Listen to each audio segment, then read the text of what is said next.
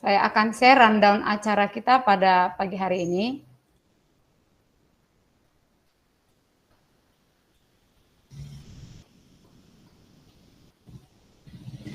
Sudah kelihatan? Sudah kelihatan Bapak Ibu? Sudah, Bu. Oke, baik. Ini adalah rundown acara kita, diseminasi budaya positif komunitas belajar SMP Negeri 1 Bandar. Sabtu 1 Juni 2024 secara daring. Yang pertama yaitu doa, kemudian menyanyikan lagu Indonesia Raya, yang ketiga pembuka oleh ketua komunitas ataupun penggerak komunitas, kemudian pemaparan diseminasi budaya positif, refleksi, dan yang terakhir adalah penutup dan doa. Oke, untuk doa, mari kita ambil sikap berdoa. Kita berdoa di dalam hati kita masing-masing sesuai dengan agama dan kepercayaan kita masing-masing. Doa mulai.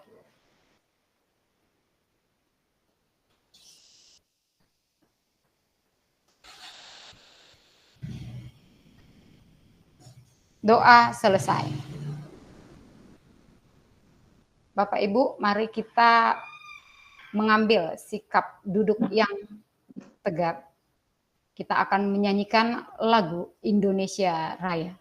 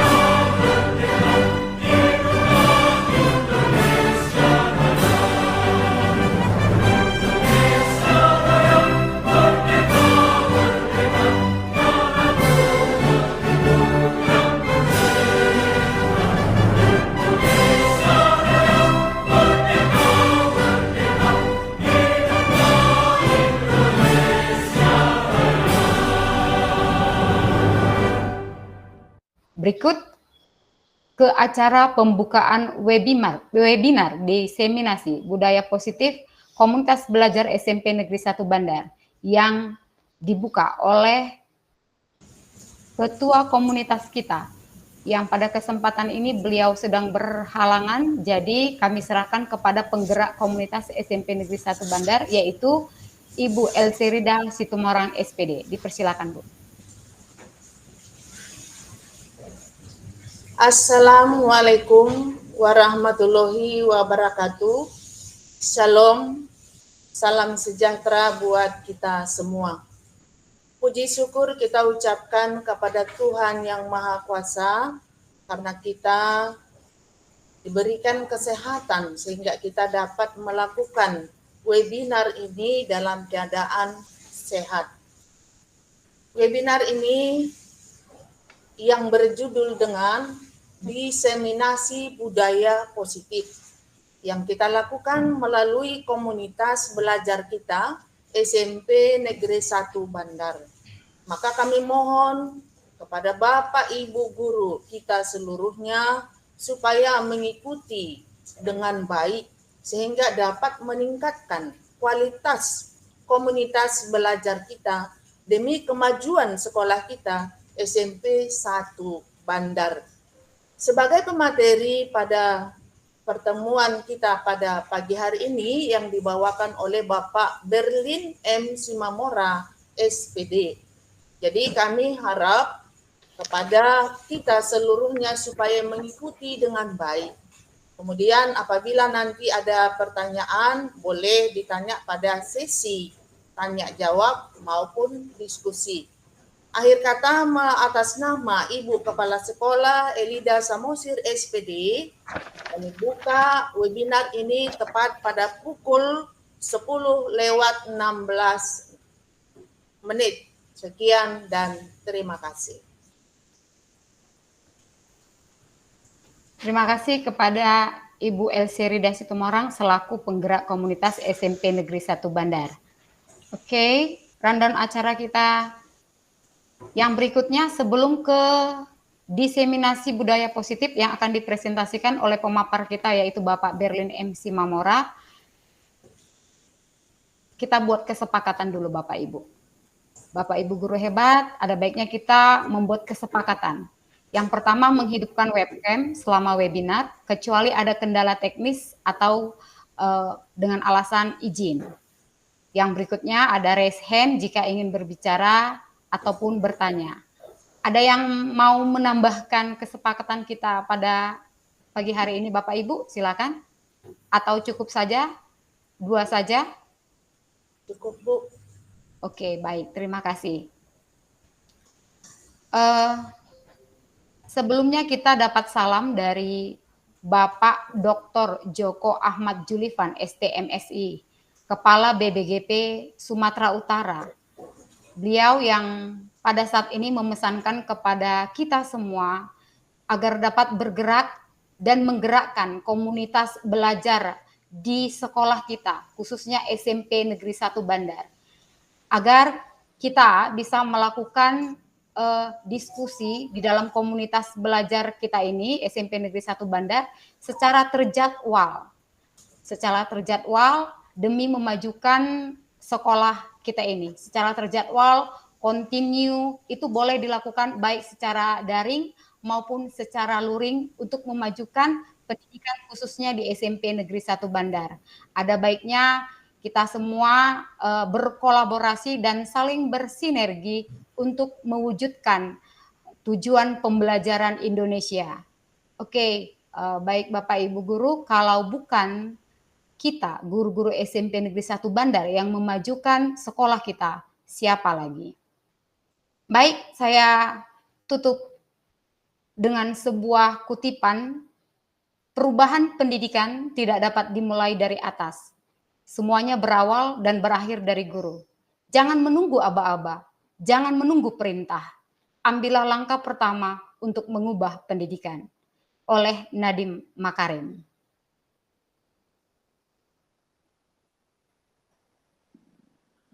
Baik, untuk selanjutnya saya serahkan kepada pemapar kita Bapak Berlin MC Mamora untuk memaparkan diseminasi budaya positif pada webinar hari ini. Silakan. Ya, terima kasih. Saya ucapkan kepada Ibu Moderator, Bu Lisna Bakara, yang telah memberikan kesempatan kepada saya untuk mempresentasikan diskusi kita pada hari ini, yaitu mengenai diseminasi budaya positif terkhusus di sekolah kita SMP Negeri 1 Bandar.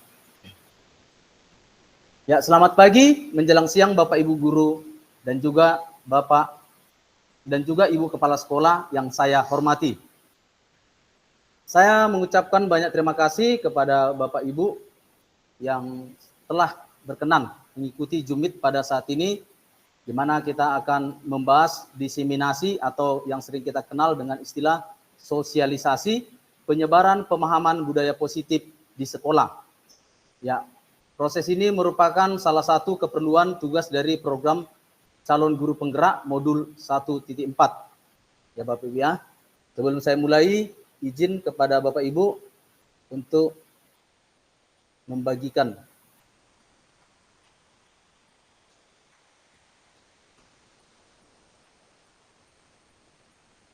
Sudah nampak Bapak Ibu? Sudah Pak. Oke, baik. Ya, pada saat ini saya merasa luar biasa karena dapat berada di sini di antara Bapak, Ibu guru guru SMP Negeri 1 Bandar yang hebat-hebat. Ya. Baik, pada kesempatan ini saya akan memaparkan tentang budaya positif. Ya, tentang budaya positif. Ini merupakan tugas dari program guru penggerak. Kami guru penggerak dari kelas 1076 dengan Bapak fasilitator yaitu Bapak Suarsa Pasa SPD MPD dan juga bersama Bapak Juliber Sitimorang sebagai pengajar praktik. Ya, di sini kita akan memahami tentang apa yang dimaksud dengan diseminasi budaya positif, ya Bapak Ibu. Pada kesempatan ini saya akan memaparkan tentang budaya positif, ya Bapak Ibu. Tetapi sebelum kita masuk kepada materi, saya ingin bertanya sedikit kepada Bapak Ibu guru. Jika kita berbicara budaya positif, kira-kira apa yang terbersit di pikiran kita ketika kita mendengar istilah dari budaya positif, khususnya di lingkungan sekolah? Berarti kan sesuatu hal yang selalu dilakukan untuk saling membangun dan saling meningkatkan kualitas, terutama di SMP Negeri 1 Bandar. Iya, benar sekali ya Bapak Ibu. Atau ada yang lain Bapak Ibu? Oke, baiklah ya Bapak ya. Jadi jika kita melihat atau mendengar kata budaya positif, pasti yang terbesit langsung di pikiran kita adalah disiplin. Itu yang paling pertama ya Bapak Ibu ya. Disiplin itu merupakan salah satu budaya positif, atau datang tepat waktu, atau penerapan 5S. Ya, salam, senyum, sapa, sopan dan santun ini juga merupakan salah satu budaya positif yang sering dilakukan di sekolah. Atau menjaga kebersihan, menjaga kerapian. Ini langsung terbersit kepada kita ketika kita melihat atau mendengar istilah budaya positif, ya Bapak Ibu ya. Oke, sebelumnya lagi ke pertanyaan kedua. Ya. Kira-kira penting tidak budaya positif ini kita terapkan di sekolah, Bapak Ibu? Sangat penting. Penting, Pak. Oke, Sangat ya, penting. Ya, pastinya sangat penting ya Bapak Ibu ya. Penting sekali budaya positif ini kita terapkan di sekolah, karena dengan menerapkan budaya positif ini dapat menumbuhkan motivasi intrinsik atau motivasi dari dalam diri siswa.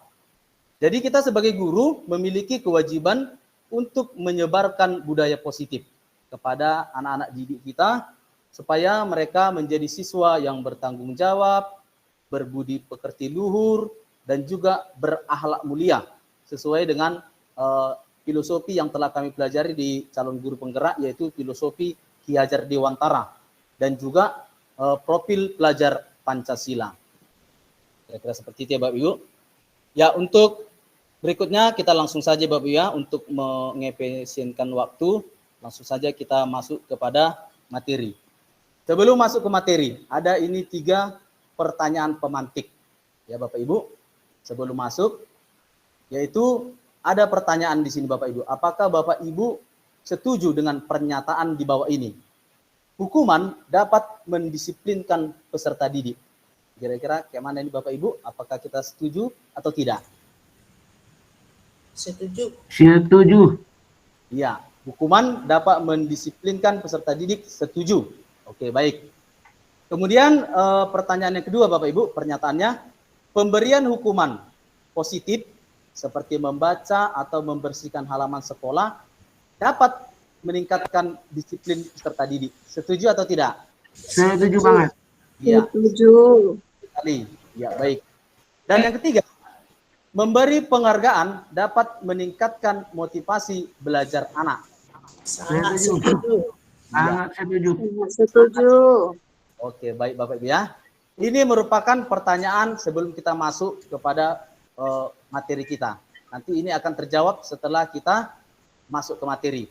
Ya Bapak Ibu ya. Oke. Materi kita pada kali ini ada 6 ya Bapak Ibu. Ada 6 topik materi yang akan kita bahas pada pertemuan kita kali ini. Yaitu yang pertama, disiplin positif dan nilai-nilai kebajikan universal. Yang kedua, tadi sudah kita singgung, yaitu hukuman, konsekuensi, dan restitusi. Yang ketiga adalah keyakinan kelas. Yang keempat adalah kebutuhan dasar manusia. Kelima, posisi kontrol guru. Dan yang keenam adalah segitiga restitusi. Ya, topik materi ini Bapak Ibu yang keenam ini adalah topik yang akan kita pelajari untuk ya mengembangkan budaya positif di sekolah kita. Keenam ini. Jadi nanti kita akan mengupas ini mana yang harus kita tingkatkan dan mana yang kita minimalis dari keenam ini Bapak Ibu ya. Oke, kita langsung saja masuk yang pertama, yaitu disiplin positif dan nilai-nilai kebajikan universal. Ya, dalam rangka menciptakan lingkungan positif, salah satu strategi yang perlu kita tinjau kembali adalah penerapan disiplin di sekolah kita. Ya, penerapan disiplin di sekolah kita, apakah sudah efektif? Apakah masih perlu ditinjau kembali? Dan apakah sesungguhnya arti disiplin itu sendiri? Apa kaitannya dengan nilai kebajikan? Mari kita bahas makna disiplin dan nilai-nilai kebajikannya. Ya, ketika kita mendengar kata disiplin, ya, kita pasti terbayang atau terbersit yang terlintas di pikiran kita adalah pasti berhubungan dengan tata tertib. Ya Bapak Ibu, tata tertib, peraturan, aturan, atau juga kepatuhan. Ya, jadi dalam budaya kita, arti kata disiplin menjadi sesuatu yang dilakukan seseorang pada orang lain untuk mendapatkan kepatuhan. Kita cenderung menghubungkan kata disiplin dengan ketidaknyamanan, bukan dengan apa yang kita hargai atau pencapaian suatu tujuan mulia. Ya. Jadi kata disiplin juga sering dihubungkan dengan hukuman. Ya. Biasanya kita hubungkan disiplin pasti dengan hukuman. Padahal Bapak Ibu sesungguhnya ini berbeda. Karena belajar tentang disiplin positif tidak harus dengan memberi hukuman. Justru hukuman itu adalah salah satu alternatif terakhir. Dan kalau perlu, ini hukuman kalau di lingkungan sekolah, kalau bisa tidak digunakan sama sekali. Bapak pendidikan kita, Ki Hajar Dewantara menyatakan bahwa di mana ada kemerdekaan, disitulah harus ada disiplin yang kuat. Seseorang yang memiliki disiplin diri, berarti mereka bisa bertanggung jawab terhadap apa yang dilakukan, karena mereka mendasarkan tindakan mereka pada nilai-nilai kebajikan universal. Sebagai pendidik, tujuan kita adalah menciptakan anak-anak yang memiliki disiplin diri, sehingga mereka tidak berperilaku dengan mengacu pada nilai-nilai kebajikan universal dan memiliki motivasi intrinsik, motivasi yang ada, yang timbul dari dalam dirinya, bukan motivasi ekstrinsik. Motivasi ekstrinsik berarti motivasi dari luar. Terkadang anak ini melakukan sesuatu itu umumnya itu karena motivasi dari luar, karena disuruh guru, karena ada teman, karena ada orang tua. Jadi di sini kita harus bisa memaknai disiplin ini, dia dapat melakukannya itu atas motivasi dari dalam dirinya. Oke. Sedangkan nilai-nilai kebajikan ini adalah sifat-sifat positif manusia yang merupakan tujuan mulia yang ingin dicapai setiap individu. Salah satunya adalah nilai-nilai kebajikan yang ingin dicapai oleh setiap anak Indonesia yang kita kenal dengan profil pelajar Pancasila. Ya, pada saat ini kita menggunakan kurikulum Merdeka Belajar dengan berlandaskan profil pelajar Pancasila ya Bapak Ibu ya. Ada 6 itu profil pelajar Pancasila. Ya baik, kemudian kita masuk kepada topik yang kedua. Di awal tadi kita sudah singgung mengenai hukuman. Ya, di sini kita akan bahas mengenai perbedaan antara hukuman, konsekuensi, dan restitusi. Di sini kita akan membahas dari ketiga kata ini, mana seharusnya kita lakukan yang lebih baik untuk meningkatkan budaya positif terkhusus di sekolah kita di SMP Negeri 1 Bandar. Ya, maka kita lihat perbedaannya ya Bapak Ibu. Hukuman ya itu bersifat satu arah dari pihak guru yang memberikan. Ya, satu arah hanya dari pihak guru yang memberikan. Dan murid hanya menerima suatu hukuman tanpa melalui suatu kesepakatan. Pada umumnya seperti itu ya Bapak Ibu. Atau tanpa melalui pengarahan dari pihak guru, baik sebelum atau sesudahnya. Hukuman yang diberikan biasanya berupa hukuman fisik atau psikis. Anak disakiti oleh suatu perbuatan atau kata-kata. Ya, sedangkan konsekuensi, ya, konsekuensi ini sudah termasuk di dalam disiplin. Ya, konsekuensi itu adalah disiplin dalam bentuk konsekuensi sudah terencana atau sudah disepakati. Jika tadi hukuman ini masih satu arah, disiplin sudah ada dua arah, terencana dan sudah disepakati. Artinya berarti sudah ada kesepakatan antara guru dan juga murid. Ya, sudah dibahas dan disetujui oleh murid dan guru. Umumnya bentuk-bentuk konsekuensi dibuat oleh pihak guru atau pihak sekolah dan murid sudah mengetahui sebelum konsekuensi yang akan diterima bila ada pelanggaran. Pada konsekuensi, murid tetap dibuat tidak nyaman untuk jangka waktu pendek. Jika tadi di hukuman, murid akan dibuat tidak nyaman jangka panjang. Tetapi pada konsekuensi, murid dibuat tidak nyaman jangka pendek. Artinya konsekuensi masih sedikit baik dibandingkan dengan hukuman. Bisa dipahami Bapak Ibu ya? Oke. Untuk lebih pahamnya, coba kita akan mencoba menjawab tindakan guru ini ya Bapak Ibu ya. Bisa Bapak Ibu buat sele-sele atau kita akan coba menjawab apakah tindakan guru, ketujuh tindakan ini termasuk hukuman atau konsekuensi. Kita coba ya Bapak Ibu ya. Yang pertama, mencatat 100 kali di dalam buku kalimat saya tidak akan terlambat ke sekolah. Ini termasuk hukuman atau konsekuensi Bapak Ibu? Hukuman. Hukuman. Oke. Hukuman. Ya, baik. Hukuman. Kita simpan ya Bapak Ibu. Semua mengatakan hukuman. Oke. Yang kedua, lari mengelilingi lapangan basket 2 kali karena terlambat hadir di sekolah. Termasuk hukuman atau konsekuensi? Hukuman. Ya. Hukuman ya Bu. Oke, yang ketiga. Murid diminta untuk push up Konsekuensi. 15 kali karena tidak menggunakan masker ke sekolah. Konsekuensi. Konsekuensi. Tapi diingat ya Bapak Ibu, 1 tadi, 2 hukuman, 3 konsekuensi. Ya Pak. Iya baik. Yang keempat, tindakan guru yang keempat, menggantikan kertas tugas teman yang telah dicoret-coret. Ini berarti siswa. Termasuk hukuman atau konsekuensi? Konsekuensi. Ya, konsekuensi. Ya, kita kunci jawabannya Bapak Ibu ya, konsekuensi.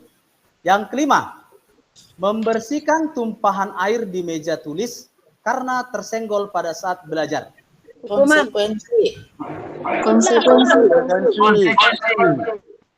Konsekuensi. Ya. Iya. Yang keenam, murid disuruh untuk membuka sepatu seharian di sekolah karena tidak memakai sepatu hitam. Berarti dia memakai Hukuman.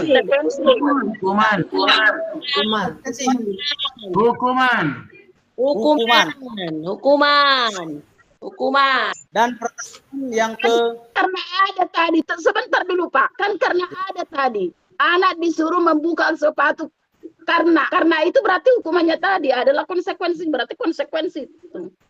Berarti ada 2 jawaban ya Bapak Ibu, kita kunci. Oke, baik.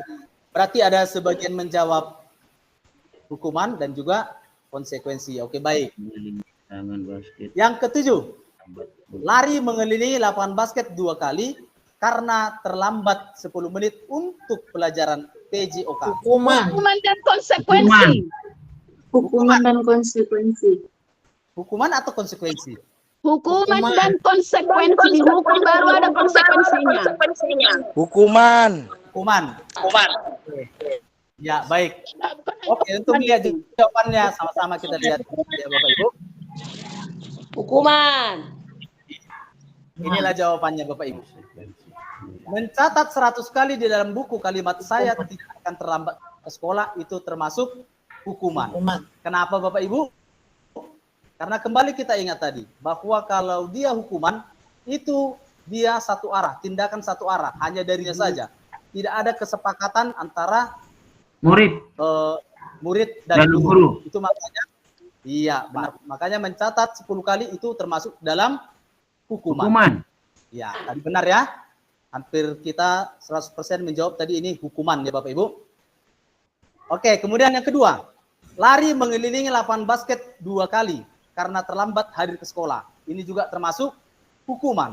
Karena lari mengelilingi lapangan ini tidak ada di aturan kesepakatan sekolah. Kalau terlambat itu lari 2 kali. Itu makanya tindakan tersebut termasuk ke dalam Hukuman. Iya Bapak Ibu ya.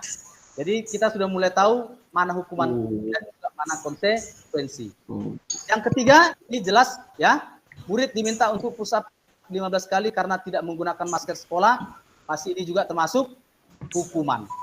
Ya. Tidak, saya rasa konsekuensi itu Pak, karena ada penggunaan atau peraturan memakai masker di sekolah Pak. Iya. Jadi itu namanya bukan hukuman, tetapi konsekuensi. Oke, karena ada aturan menggunakan masker. Ya, jadi kalau push up-nya ini Pak, apakah memang itu? Iya. Konsekuensinya? Iya, karena tidak memakai masker tadi, karena udah ada peraturan, maka dihukum dia dengan push up 15 kali. Ya, bagaimana menurut Bapak Ibu yang lain? Maka konsekuensi termasuk hukuman karena dia tidak menggunakan. Nah, sekarang kesepakatan dulu kita ya. Soal tadi memakai masker. Apakah memakai masker itu sudah ketentuan untuk selamanya? Itu kan ditentukan sewaktu masa COVID. Sekarang kan tidak ada lagi. Bagaimana dengan itu? Ya. Pandemi COVID-nya itu. Ya, Bapak Ibu. Sekarang kan tidak ada lagi COVID. Apakah diwajibkan memakai masker? Iya. Tidak lagi.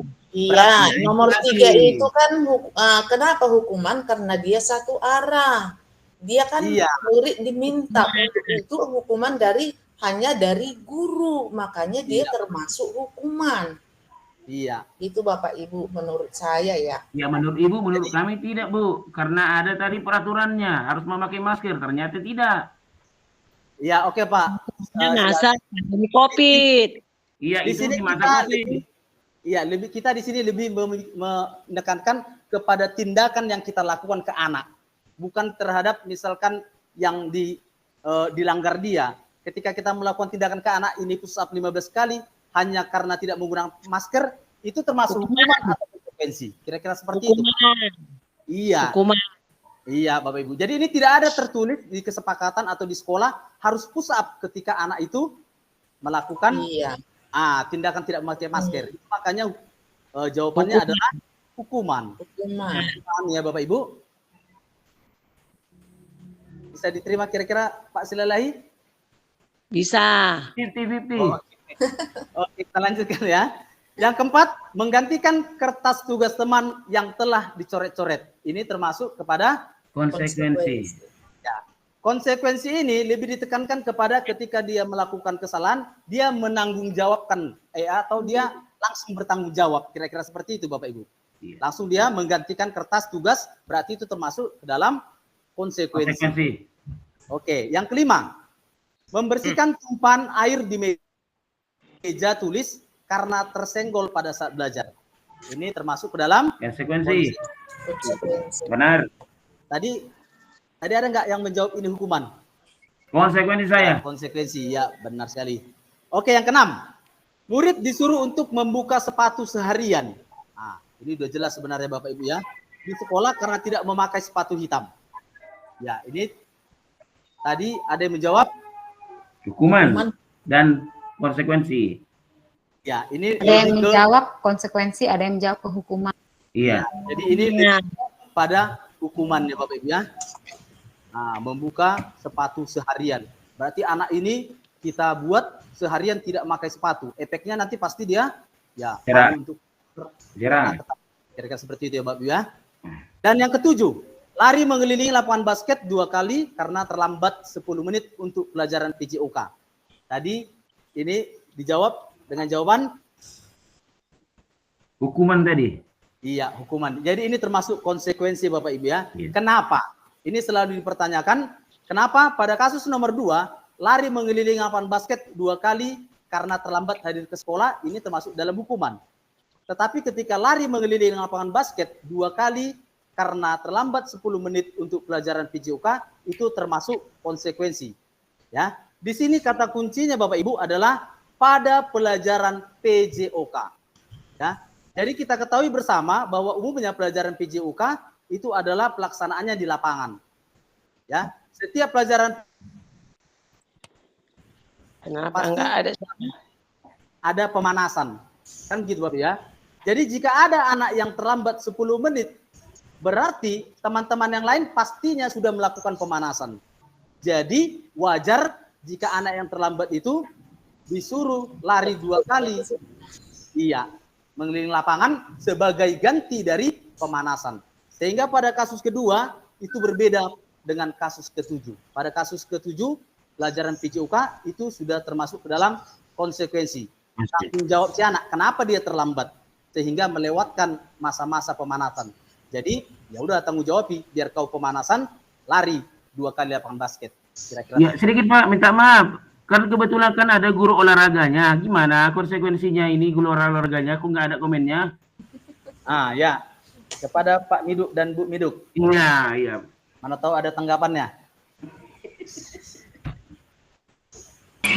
Baik, saya sebagai guru PJOK menanggapin untuk yang konsekuensi di nomor 7.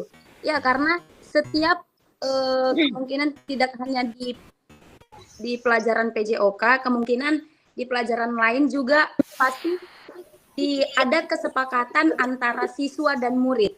Seperti itu. Jadi setiap anak yang melanggar peraturan yang telah ditetapkan pasti bakal memiliki konsekuensi antara guru dan murid tersebut. Seperti itu Bapak Ibu. Oke, terima kasih kepada Ibu Miduk ya. Jadi sudah jelas ya bahwa kasus tindakan guru yang ke-7 ini kita sepakati itu termasuk dalam konsekuensi ya Bapak Ibu.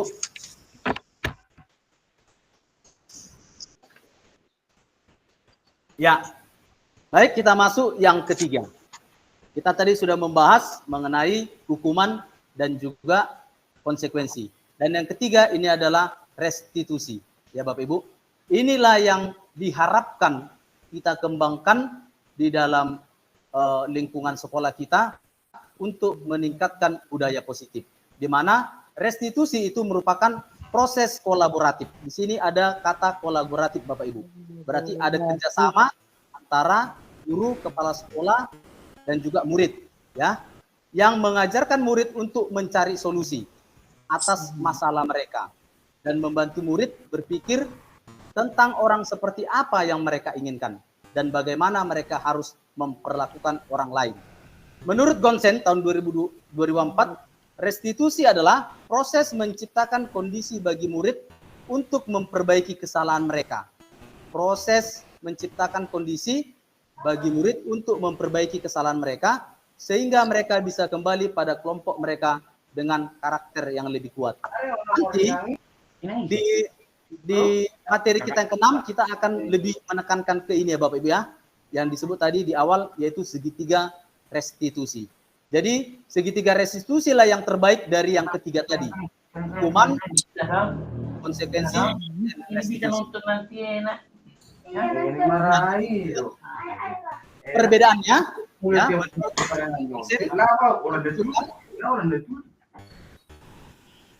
coba mikrofonnya Bapak Ibu. Kenapa ribut? Iya. Ya, jadi kesimpulan menurut Gonsen ya, disimpulkan bahwa perbedaan antara hukuman, konsekuensi, dan restitusi, hukuman itu dianggap yaitu identitas gagal. Sedangkan identitas sukses untuk meningkatkan disiplin, itu yang perlu kita tingkatkan Bapak Ibu, itu pada konsekuensi dan restitusi. Ya, kita akan mencoba meminimalis hukuman yang kita beri ke anak dan meningkatkan cara penyelesaian dengan konsekuensi atau restitusi. Mana perbedaannya? Ada jelas di sini ya Bapak Ibu. Kita bisa saling melihat, memperhatikan. Jika hukuman itu adalah sesuatu yang menyakitkan, harus terjadi. Biasanya hukuman itu berhubungan dengan fisik atau psikis ya Bapak Ibu. Sedangkan konsekuensi itu sesuatu harus terjadi. Tetapi di restitusi itu merupakan pilihan. Nanti kita akan lebih mantap di materi ke-6 mengenai restitusi ini Bapak Ibu ya. Kita perdalam lagi. Kemudian hukuman itu tidak nyaman untuk murid. Anak ya, untuk jangka waktu panjang. Ini tadi sudah saya singgung. Sedangkan konsekuensi itu untuk jangka pendek. Tetapi di restitusi menguatkan murid atau anak dalam jangka waktu panjang. Ya. Hukuman ini korban mendapatkan keadilan. Konsekuensi korban bisa diabaikan. Restitusi korban mendapatkan ganti. Dalam arti ini tanda kutip korban berarti murid ya Bapak Ibu. Kemudian hukuman itu murid atau anak akan tersakiti. Pada konsekuensi yang kita lakukan, murid atau anak dibuat tidak nyaman. Lebih baik daripada hukuman, tetapi masih kurang baik jika dibandingkan restitusi. Restitusi, murid atau anak mendapatkan penguatan. Pada hukuman, perilaku pasif atau agresif itu meningkat. Pada konsekuensi, penguatan hanya bertahan dalam jangka waktu pendek. Dengan menggunakan restitusi, masalah terpecahkan. Berikutnya, hukuman sistem tidak akan berjalan bila murid tidak takut. Ya, jadi hukuman ini tidak akan berefek jika anak tidak takut. Sehingga biasanya hukuman akan lebih kita maksimalkan, lebih kita tinggikan, lebih kita parahkan. Ya, karena kalau hukumannya biasa-biasa saja, nanti anak-anak tidak takut. Tetapi pada konsekuensi, ini kita memerlukan monitoring dan juga supervisi terus-menerus dari guru. Kita selalu mengingatkan, nah ini salah, nah ini salah, apa harus dihukum. Tapi kita hanya monitoring. Sedangkan restitusi, murid belajar bertanggung jawab untuk perilakunya. Pada proses restitusi nanti, kita akan mengarahkan murid untuk bertanggung jawab atas perilaku atau kesalahan yang dilakukannya. Kemudian berikutnya, hukuman berlaku hanya pada sebuah institusi, tidak berlanjut pada kehidupan nyata. Konsekuensi membantu penerapan mengikuti peraturan dalam masyarakat. Dan restitusi fokus pada pemecahan masalah dalam jangka waktu panjang. Hukuman biasanya yang kita sering ungkapkan adalah peraturannya adalah bla bla bla bla, kamu harus begini. Itu sering kita ucapkan ketika kita memberikan hukuman. Sedangkan konsekuensi bahasanya sedikit lebih baik. Yaitu biasanya kita tanya, apa peraturannya nak? Nah, mampukah kamu melakukannya? Ya, kalau mampu terima kasih. Di restitusi, bahasanya lebih baik lagi dari konsekuensi. Apa yang kamu yakini nak? Misalkan jawab anak seperti ini, apakah itu benar atau tidak? Dan seterusnya. Jadi nanti di restitusi Bapak Ibu, kita diarahkan untuk kira-kira kata-kata atau kalimat apa yang bisa menimbulkan motivasi intrinsik dari dalam diri anak tadi. Sehingga dia mau berubah dan melakukan budaya positif. Kira-kira seperti itu ya Bapak Ibu. Nanti lebih kita mantapkan kepada materi yang ke-6. Hukuman, murid atau anak itu menjadi membenci peraturan. Itu dampaknya. Kalau konsekuensi, murid atau anak itu menghormati peraturan. Dan yang lebih baik adalah restitusi, murid, anak menghormati dirinya dan orang lain. Oke, perbedaan berikutnya, hukuman itu cenderung kita artikan kepada hal yang negatif. Jika konsekuensi dia netral dan restitusi itu adalah positif. Di sinilah yang mau kita tingkatkan karena pada saat ini kita membahas mengenai budaya positif ya Bapak Ibu. Hukuman biasanya itu selalu kita ungkapkan dengan kata-kata seperti ini Bapak Ibu, awas kalau dilakukan lagi ya nanti kamu akan bla bla bla. Kalau misalkan konsekuensi kita akan menggunakan kata-kata seperti ini. Lakukan apa yang saya katakan. Artinya lebih halus dibandingkan hukuman. Tetapi restitusi akan sering terucap adalah apakah hal ini yang sesungguhnya ingin kamu lakukan. Misalkan dijawab, apakah itu benar nak, apakah itu salah, Seperti itulah lanjutannya nanti Bapak Ibu ya. Hukuman ini cenderung mode paksaan. Ya, hukuman itu cenderung kepada mode paksaan. Kalau konsekuensi ini adalah di antara paksaan dengan kontrol atau disebut dengan stimulus respon. Dan restitusi itu adalah teori kontrol. Hukuman itu mendorong anak menyalahkan diri sendiri. Konsekuensi itu mendorong anak menjadi patuh, mendorong kepatuhan. Sedangkan restitusi itu mendorong anak menjadi disiplin yang positif. Ya, hukuman ini menghasilkan konsep diri yang menjadi buruk. Konsekuensi, konsep diri baik. Sedangkan pada restitusi, konsep diri lebih baik, yaitu dengan disebut dengan konsep diri menjadi kuat. Pada hukuman, murid atau anak belajar menyembunyikan kesalahan. Pada umumnya seperti itu ya, Bapak Ibu. Pada hukuman, anak itu jadi seperti hanya karena takut untuk melakukan kesalahan. Jadi murid atau anak itu disembunyikan kesalahannya. Pada konsekuensi, murid atau anak belajar untuk lebih menaati peraturan. Sedangkan pada restitusi, murid atau anak akan belajar memecahkan masalah. Jadi dia lebih tinggi, lebih kompleks. Artinya dia berusaha untuk memecahkan masalah. Kalau dia terlambat, kenapa? Kalau dia misalkan malas, kenapa? Nanti kita akan bahas pada konsep materi yang ke-6. Hukuman ini yaitu mencoba mengontrol anak dengan penguatan negatif, ya. Sedangkan konsekuensi penguatan positif dan restitusi itu adalah anak paham bahwa dirinya sendiri yang pegang kendali kontrol. Jadi dia mengatur sendiri. Kira-kira seperti itu ya, Bapak Ibu. Berikutnya, perbedaannya, hukuman itu akan memiliki dampak kepada anak sehingga anak menjadi lebih mudah marah. Bahkan ada yang selalu menjadi merasa bersalah, rendah diri, bahkan mengasingkan diri karena selalu dia mendapatkan hukuman. Kalau di konsekuensi, anak itu memang kehilangan hak waktu jeda seorang diri. Tetapi ini akan lebih baik dibandingkan hukuman. Sedangkan pada restitusi, murid atau anak tidak kehilangan waktu, namun jadi bersemangat untuk memperbaiki diri. Hukuman ini biasanya dilakukan tiba-tiba, tidak diharapkan, atau bahkan sangat melukai. Kalau konsekuensi ini sudah diketahui, karena sudah ada kolaborasi antara kesepakatan guru dan siswa, dan masuk akal aturannya ya. Sedangkan pada restitusi, ini berupa undangan untuk mengadakan restitusi. Pada restitusi nanti kita akan panggil si anak pribadi untuk menyelesaikan. Nanti kita akan juga bahas di yang ke-6 kembali ya Bapak Ibu. Hukuman itu satu arah, seperti yang saya katakan tadi, bahwa itu hukuman pada umumnya dibuat oleh guru. Sedangkan konsekuensi sudah dibuat oleh kerjasama guru dan murid. Ya. Kalau restitusi, ini lebih hebat lagi, dia dibuat aturannya oleh anak itu sendiri. Itu makanya nanti ada kita di materi berikutnya adalah membuat keyakinan kelas yang dibuat langsung oleh anak untuk sebagai aturan di kelas tersebut. Dan yang terakhir adalah hukuman itu menyakitkan, ya. Guru menjalani konsekuensi dengan biasanya menyalahkan, mengkritik, menyindir, bahkan merendahkan.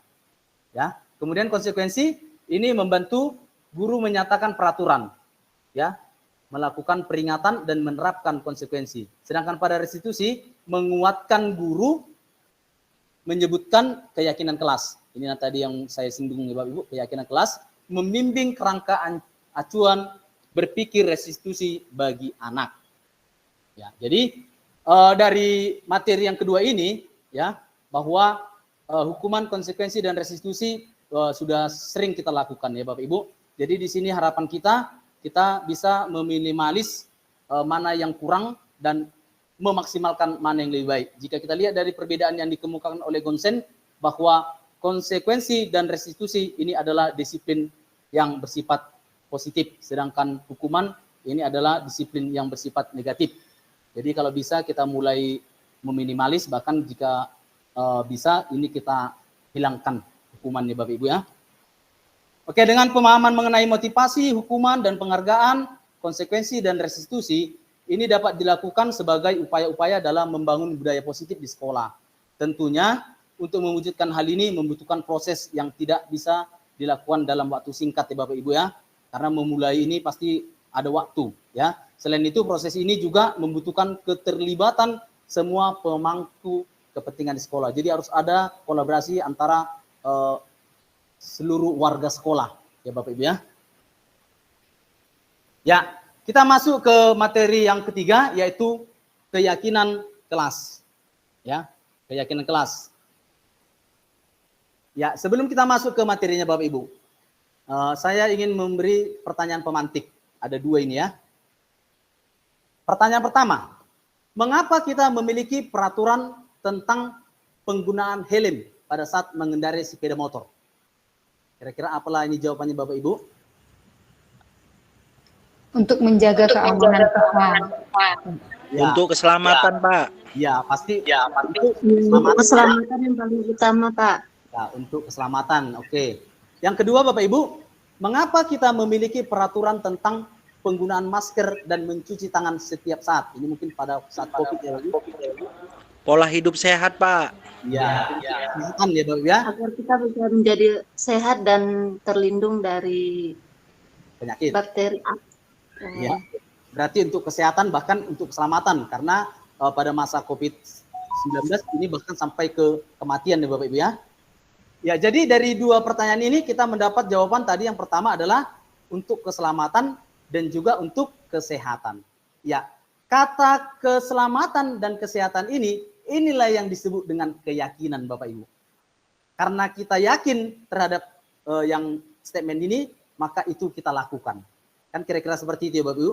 Kalau nggak yakin, pasti ini tidak akan kita lakukan. Cuman kan, Pak, nggak sampai pindah keyakinan kan, Pak? Oke. Ya, jadi keyakinan yaitu nilai-nilai kebajikan universal yang disepakati secara tersirat dan tersurat, lepas dari latar belakang suku, negara, bahasa maupun agama. Ya, itulah yang dimaksud dengan keyakinan ya Bapak Ibu ya. Ya, jadi diharapkan kita seluruhnya Bapak Ibu harus dapat membuat yang disebut dengan keyakinan kelas. Karena inilah salah satu tindakan yang dapat meningkatkan budaya positif di sekolah.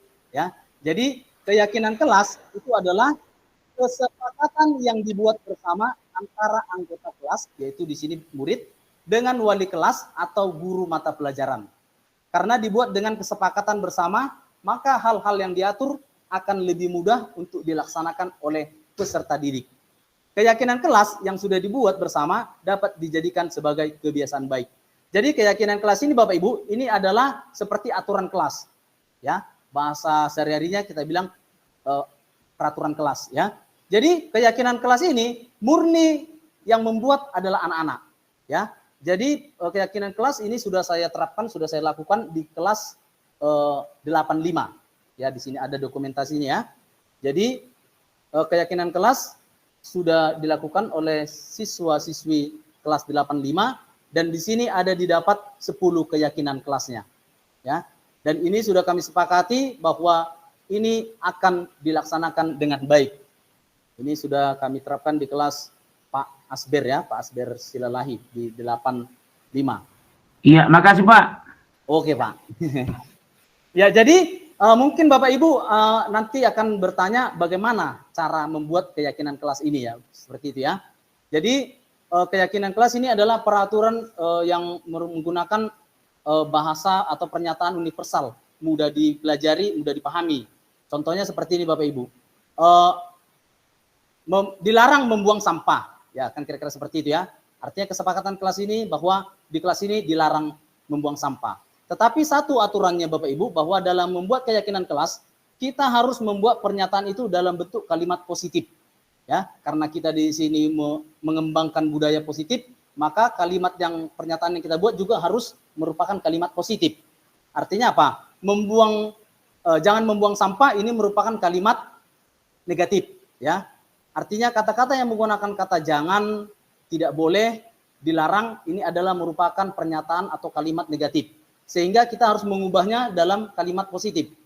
Contoh, tadi saya katakan dilarang membuang sampah. Kira-kira kalimat positifnya jadi seperti apa Bapak Ibu? Buanglah sampah pada tempatnya. Ya, buanglah sampah pada tempatnya. Atau ada yang lain Bapak Ibu? Jagalah kebersihan. Iya. Dari Pak Hamba. Jagalah kebersihan, ya. Itu termasuk kalimat yang positif. Kemudian, misalkan ada anak nanti membuat dia keyakinannya dari dia dilarang menyontek.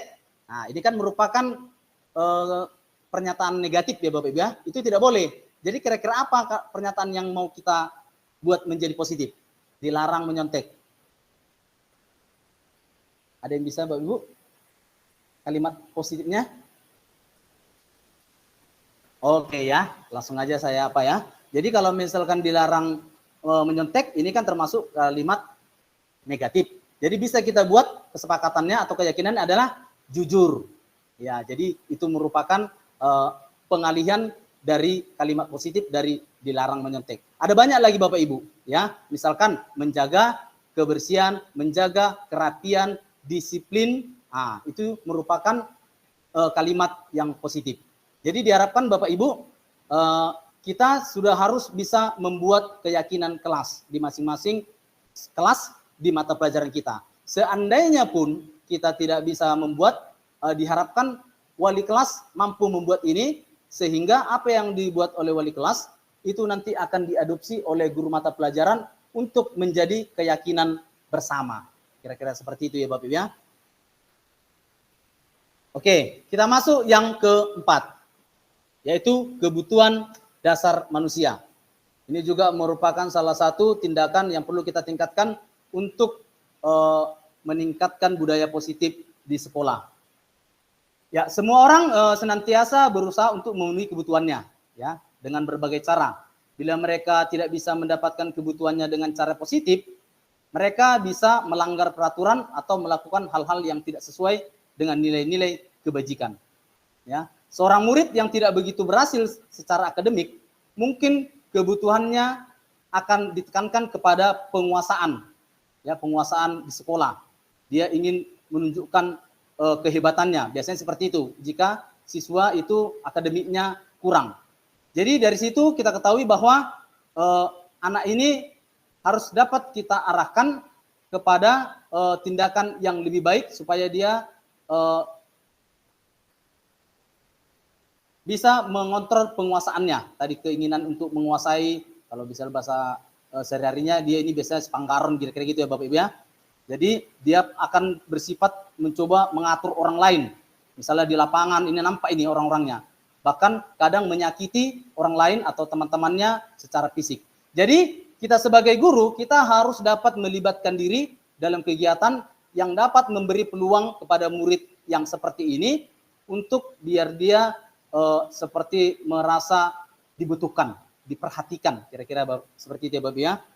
Misalkan contoh lain, seorang yang tidak merasa diterima oleh teman-temannya, berarti di sini dia memiliki kebutuhan atas kasih sayang, ya, dia memiliki kebutuhan rasa kasih sayang supaya terpenuhi. Oleh karena itu, dia mungkin akan cuma memiliki satu teman dan akan memisahkan diri.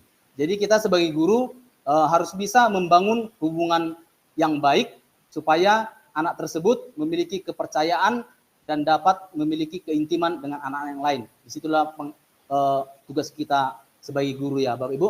Jadi kebutuhan dasar manusia ini bukan hanya murid, itu ada 5. Yaitu yang ini, yang pertama adalah kebutuhan untuk bertahan hidup, 2 cinta dan kasih sayang, ketiga kebebasan, keempat kesenangan, dan yang kelima adalah kekuasaan.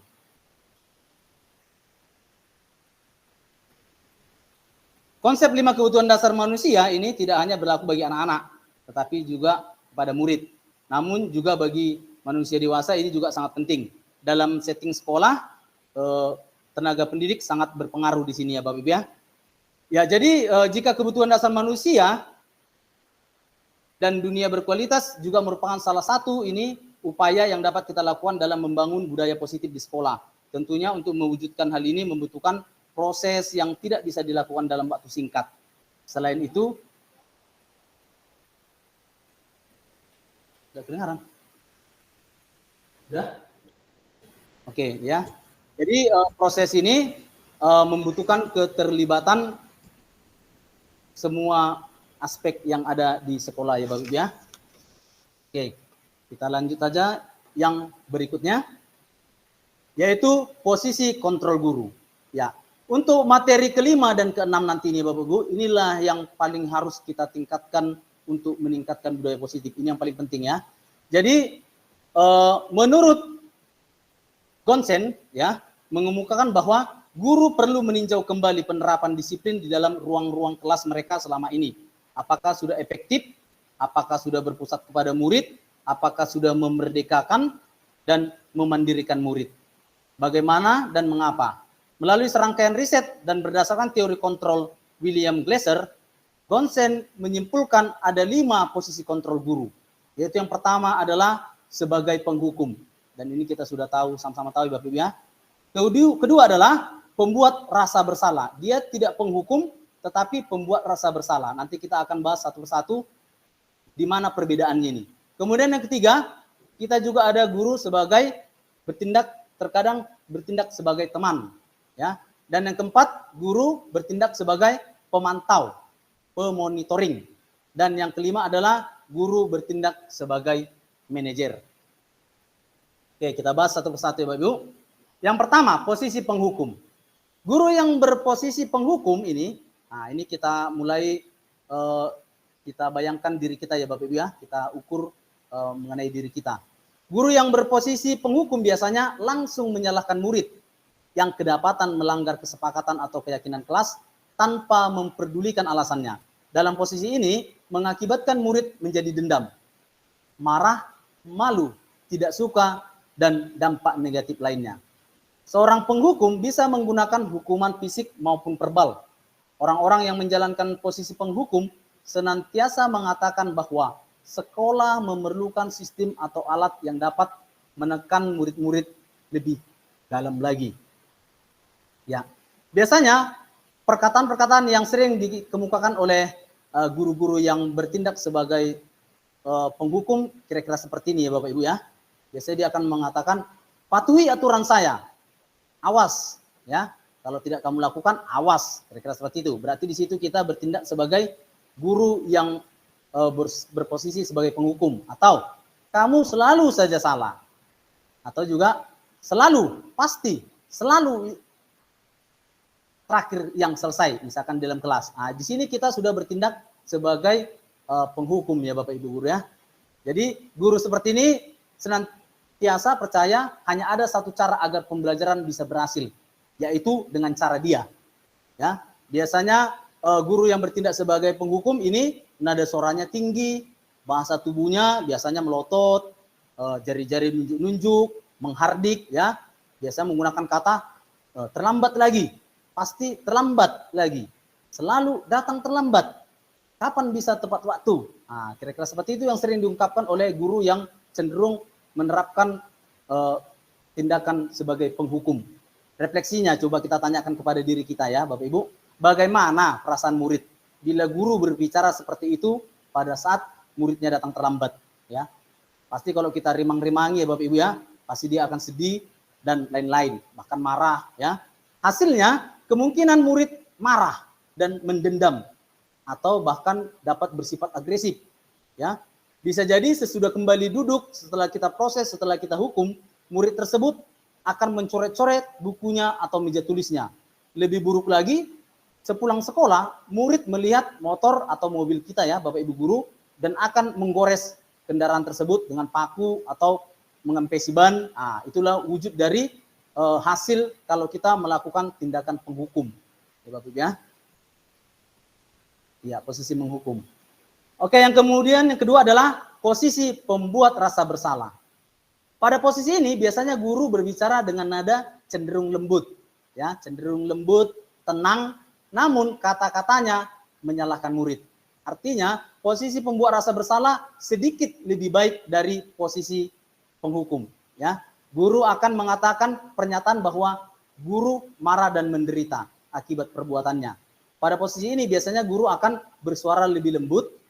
Pembuat rasa bersalah akan menggunakan keheningan yang membuat anak merasa tidak nyaman, merasa bersalah atau bahkan rendah diri. Kata-kata yang sering terkeluar itu adalah seperti ini Bapak Ibu. Ibu sangat kecewa sekali melihat kamu nak. Nah, jadi di sini kita mengarahkan anak-anak untuk jadi rasa bersalah, ya. Atau berapa kali Bapak harus memberitahu kamu, ya, gimana coba kalau orang tua kamu tahu bahwa kamu berbuat begini. Nah, jadi kita menuntut mengarahkan anak biar merasa bersalah, ya.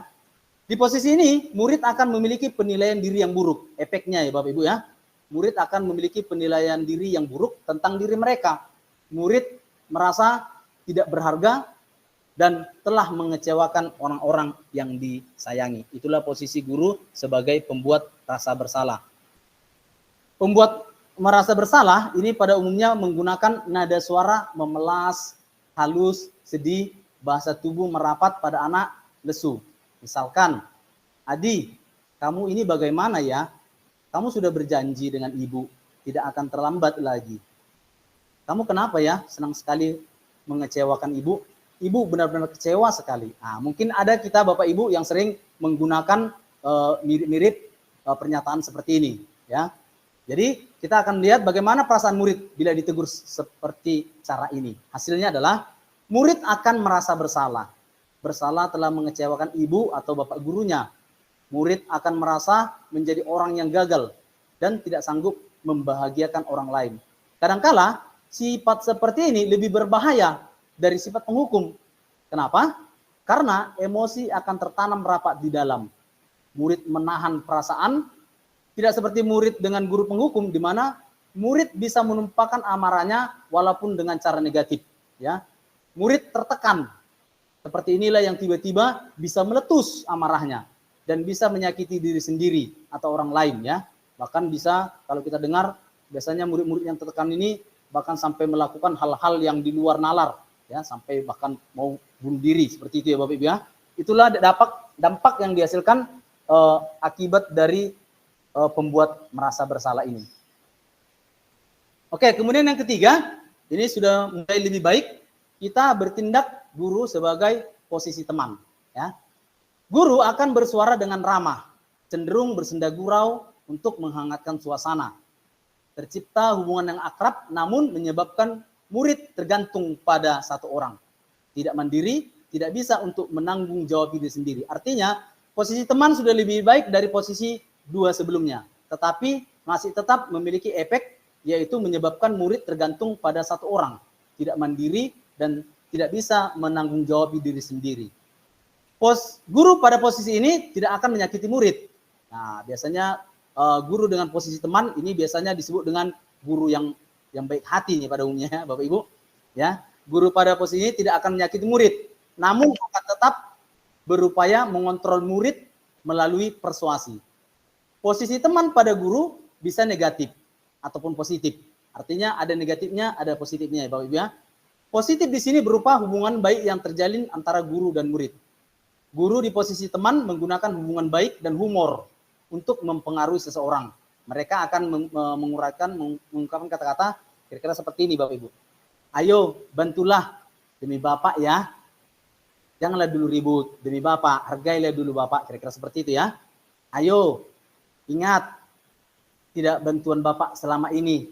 Nah, biasanya ungkapan ini sering diungkapkan oleh guru yang menerapkan posisi teman. Ya sudah, kali ini tidak apa-apa, nanti Ibu bantu bereskan atau Bapak bantu bereskan. Hal negatifnya dari posisi teman adalah bila suatu saat guru tersebut tidak membantu, maka murid akan kecewa dan berkata dalam hatinya, saya pikir Bapak atau Ibu teman saya. Jadi karena kita tidak membantu sekali dua kali, murid akan merasa dikecewakan dan tidak mau lagi berusaha. Hal lain yang mungkin timbul adalah murid hanya bertindak untuk guru tertentu dan tidak untuk guru lainnya. Artinya di sini terjadi pilih-pilih bulu. Ketika si guru Bapak A yang menyuruh, anak akan mau. Karena dia menganggap guru tersebut adalah teman. Tetapi ketika guru B menyuruh, tidak mau. Jadi mereka bertindak pilih kasih. Ya. Jadi karena kebaikan guru tersebut, murid akan tergantung pada guru yang bertindak posisi sebagai teman. Ya. Wujud dari guru yang bertindak posisi teman, biasanya nada suaranya itu ramah, akrab, sering bercanda gurau, ya, bahasa tubuh itu kompak, merapat pada murid, mata, dan senyum jenaka. Ya, contoh statementnya adalah, Adi, ayolah, bagaimana sih kamu, kemarin kamu sudah janji ke Bapak bukan? Kenapa terlambat lagi? Sambil tertawa ringan. Ya, sudah tidak apa-apa, duduk sana. Nanti Pak Guru bantu kamu ini, sambil senyum-senyum. Ya, jadi kira-kira seperti itu pernyataan atau kata-kata yang sering dilontarkan oleh guru-guru yang melakukan posisi sebagai teman. Bagaimana perasaan murid dengan hasil guru seperti ini? Hasilnya, murid akan merasa senang pastinya ya Bapak Ibu ya, dan akrab dengan guru. Ini termasuk dampak positif. Hanya saja di sisi negatif, murid menjadi tergantung pada guru tersebut. Tidak ada masalah, dia merasa bisa mengandalkan guru tersebut untuk membantunya. Akibat lain dari posisi teman, ya, pada kasus Adi hanya akan berbuat sesuatu bila yang menyuruh adalah guru yang bertindak sebagai teman tersebut. Dan belum tentu berlaku untuk guru atau orang lain. Ya, Bapak Ibu. Oke, kemudian masuk ke tingkat berikutnya yang lebih baik adalah guru bertindak sebagai posisi pemantau. Ya. Guru yang bertindak sebagai posisi pemantau ini biasanya bersuara datar, tidak emosian, tidak bersunda gurau, artinya tidak seperti posisi teman ya, tidak bersunda gurau, serta mengarahkan murid pada peraturan dan konsekuensi. Artinya ketika Bapak Ibu guru posisi pemantau, dia akan berkata hubungannya pasti ke peraturan dan konsekuensi jika ada anak yang melakukan kesalahan. Guru harus selalu memantau saat murid diberi sanksi. Akibatnya murid mematuhi peraturan karena menghindari konsekuensi yang ingin mendapatkan reward atau penghargaan saja, bukan karena kesadaran sendiri. Memantau berarti mengawasi. Pada saat kita mengawasi, kita bertanggung jawab atas perilaku orang-orang yang kita awasi. Posisi pemantau berdasarkan pada peraturan-peraturan dan konsekuensi. Dengan menggunakan sanksi atau konsekuensi, kita dapat memisahkan hubungan pribadi dengan murid. Kita bisa menjaga hal-hal yang pribadi dengan hal-hal yang dengan murid ya. Sebagai seorang yang menjalankan posisi pemantau, pernyataan atau pertanyaan yang diajukan seorang pemantau, biasanya Bapak Ibu guru yang sudah menjalankan posisi sebagai pemantau akan bertanya seperti ini. Peraturannya apa, Nak? Misalkan dijawab anak seperti ini. Apakah kamu melakukan kesalahan, Nak? Nah, kira-kira seperti itu. Jadi bahasanya sudah tidak emosional, datar, dan pasti. Apa yang telah kamu lakukan, sanksi atau konsekuensi apa yang akan kamu dapat jika kamu melakukan kesalahan, kira-kira seperti itu ya. Seorang pemantau ini sangat mengandalkan perhitungan, catatan, data yang dapat digunakan sebagai bukti atas perilaku seseorang. Posisi ini akan menggunakan stiker, slip catatan, daftar cek. Posisi pemantau sendiri berawal dari teori stimulus respon yang menunjukkan tanggung jawab guru dalam mengontrol murid. Pemantau biasanya memiliki nada suara datar, bahasa tubuh yang formal. Sebagai contoh, guru berkata, Adi, tahukah kamu jam berapa kita memulai? Ya, jadi bahasanya sudah mulai seperti lebih baik dari yang sebelumnya, Bapak Ibu ya. Maka nanti anak akan menjawab, tahu Pak. Kemudian guru, kamu terlambat 15 menit. Apakah kamu sudah mengerti konsekuensi yang harus dilakukan bila terlambat?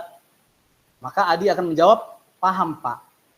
Saya harus tinggal di kelas pada jam istirahat nanti dan mengerjakan tugas ketertinggalan saya. Lalu guru berkata, ya benar. Nanti pada saat jam istirahat, kamu harus tinggal di kelas untuk menyelesaikan tugas yang tertinggal tadi.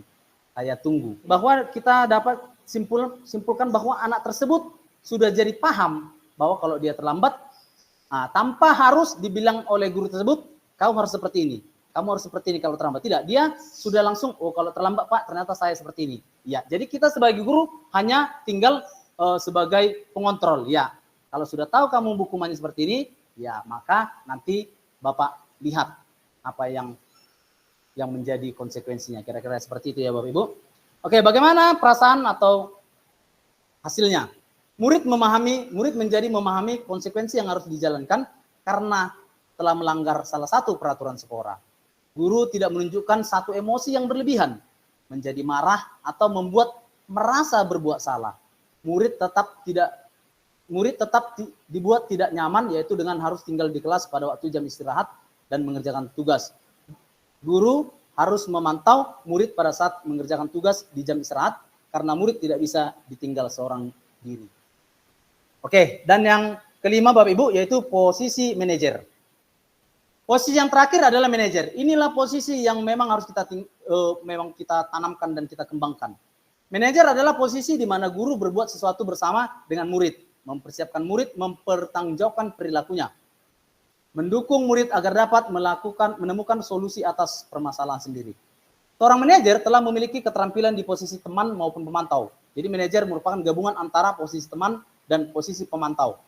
Dan dengan demikian bisa jadi di waktu-waktu tertentu kembali pada kedua posisi tersebut bila diperlukan.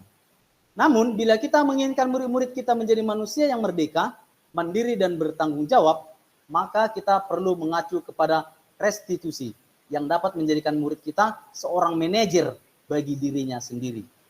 Di manajer, murid diajak untuk menganalisis kebutuhan dirinya maupun kebutuhan orang lain. Di sini penekanan bukan pada kemampuan membuat konsekuensi, namun dapat berkolaborasi dengan murid bagaimana memperbaiki kesalahan yang ada. Ya, jadi demikianlah penjelasan mengenai posisi manajer. Biasanya manajer akan mengungkapkan kata-kata pernyataan seperti ini. Apa yang kita yakini, nak? Nah, jika sudah ada keyakinan kelas. Apa yang kamu yakini? Jika kamu meyakini, apakah kamu bersedia memperbaiki? Jika kamu memperbaiki ini, hal ini menunjukkan apa tentang dirimu? Atau apa rencana kamu untuk memperbaiki hal ini? Artinya pernyataan yang diberikan oleh seorang guru yang bertindak pada posisi manajer sudah lebih baik untuk anak. Ya, tugas seorang manajer bukan untuk mengatur perilaku seseorang. Kita membimbing murid untuk dapat mengatur dirinya. Seorang manajer bukannya memisahkan murid dari kelompoknya, tetapi mengembalikan murid tersebut ke kelompoknya dengan lebih baik dan kuat. Bisa jadi dalam praktik penerapan disiplin sehari-hari, kita akan kembali ke posisi teman atau pemantau. Karena murid yang ditangani belum siap diajak berdiskusi atau diundang melakukan restitusi. Namun perlu disadari, tujuan akhir dari 5 posisi kontrol seorang guru adalah pencapaian posisi manajer. Jadi inilah adalah posisi tertinggi, yaitu posisi manajer. Di mana di posisi inilah murid dapat menjadi pribadi yang mandiri, merdeka, bertanggung jawab atas segala perilaku dan sikapnya, yang pada akhirnya dapat menciptakan lingkungan yang positif, nyaman, dan aman. Ya, di sini juga ada ya, Bapak Ibu. Kita percepat saja ya, Bapak Ibu, karena waktu memang sudah, ya langsung ke sini ya, Bapak Ibu ya. Di sini ada pernyataan. Ya, apakah tindakan kita di sini ada 5 tadi ya, Bapak Ibu ya, posisi kontrol, yaitu sebagai penghukum, apakah penghukum, pembuat rasa bersalah, teman, atau juga manajer. Contoh pernyataannya Bapak Ibu. Saya kecewa sekali dengan kamu. Ini termasuk ke dalam posisi kontrol yang mana Bapak Ibu? Pembuat rasa bersalah. Iya. Pembuat rasa bersalah. Oke, kita simpan ya. Kemudian yang kedua, kamu tidak pernah benar-benar melakukannya. Ini termasuk yang mana Bapak Ibu? Penghukum. Penghukum. Ya. Oke, kemudian yang ketiga, ayolah nak, lakukan demi ibu atau demi bapak. Teman. Ya. Teman. Yang keempat, kamu mendapat stiker bintang hari ini. Pemantau, iya. Yang kelima, bagaimana kamu bisa menyelesaikan masalah ini? Manajer. Kamu selalu yang paling terakhir. Bersalah. Pembuat rasa bersalah. Oke. Iya, jadi jawabannya adalah Bapak Ibu. Iya, yang pertama adalah pembuat rasa bersalah. Kamu tidak pernah benar-benar melakukannya, itu penghukum. Ayolah, lakukan demi ibu, itu adalah sebagai teman. Apakah kamu mendapat stiker, itu sebagai pemantau? Ya, benar tadi. Bagaimana kamu bisa menyelesaikan masalah ini, itu sudah posisi sebagai manajer. Dan yang keenam, kamu selalu paling terakhir, itu adalah penghukum. Ya, Bapak Ibu ya. Oke, masih semangat kan Bapak Ibu untuk yang terakhir? Semangat. Iya, yang terakhir ya Bapak Ibu ya, yaitu segitiga restitusi. Ya, ini tadi di awal sudah saya katakan bahwa segitiga restitusi lah yang sangat perlu kita tingkatkan ya Bapak Ibu ya. Ya, segitiga restitusi itu adalah suatu proses dialog. Jadi proses dialog di sini ada percakapan antara kita sebagai guru dan juga anak yang melakukan kesalahan yang dijalankan oleh guru yang dapat menghasilkan murid yang mandiri dan bertanggung jawab. Ya, jadi ada 3 tahapan restitusi, ada 3 tahapan dialog yang akan kita lakukan ke anak-anak. Yaitu yang paling dasar yaitu menstabilkan identitas, kemudian validasi tindakan salah, dan yang ketiga adalah menanyakan keyakinan. Langsung saja ya. Tahapan yang pertama adalah menstabilkan identitas. Tujuannya adalah untuk merubah orang yang merasa gagal karena berbuat salah menjadi orang yang sukses. Kita harus mampu meyakinkan mereka ketika seseorang yang dalam kondisi emosional, maka otak tidak mampu berpikir rasional. Kondisi ini sangat tepat kita gunakan untuk menstabilkan identitas. Kita membantu menenangkan mereka dan mencari solusi untuk permasalahannya. Bagian dasar dari segitiga restitusi bertujuan untuk mengubah identitas anak dari orang yang gagal karena melakukan kesalahan menjadi orang yang sukses. Anak yang melanggar peraturan karena sedang mencari perhatian adalah anak yang sedang mengalami kegagalan. Dia mencoba untuk memenuhi kebutuhan dasarnya, namun ada benturan. Kalau kita mengkritik dia, maka kita akan tetap membuatnya dalam posisi gagal. Kalau kita ingin menjadi reflektif, maka kita harus meyakinkan si anak dengan cara kalimat-kalimat seperti ini. Ya, jadi seperti di awal tadi bahwa segitiga restitusi adalah proses dialog. Berarti di sini kita menggunakan bahasa-bahasa yang baik. Contohnya, misalkan anak berbuat salah, kita ungkapkan kata-kata berbuat salah itu tidak apa-apa karena banyak orang melakukan kesalahan. Tetapi ada kalimat tetapi, ketika seperti itu nanti kita lihat contohnya Bapak Ibu ya. Bisa juga kata-katanya tidak ada manusia yang sempurna. Artinya di situ anak tidak kita tekan, kira-kira seperti itu Bapak Ibu. Bisa kita katakan, Bapak juga pernah melakukan hal seperti ini. Misalkan anak terlambat, kita panggil, ya Bapak juga pernah melakukan seperti itu, terlambat. Tetapi bagaimana tindakanmu untuk supaya tidak terlambat lagi? Ada kata-kata lanjutannya. Bisa juga kita ucapkan, kita bisa menyelesaikan ini nak, sehingga anak itu menjadi lebih tenang. Atau Bapak Ibu tidak tertarik mencari siapa yang salah, itu kita katakan, tetapi Bapak atau Ibu ingin mencari solusi dari permasalahan ini. Itu sama-sama kita cari solusinya. Ya. Atau kamu berat merasa begitu.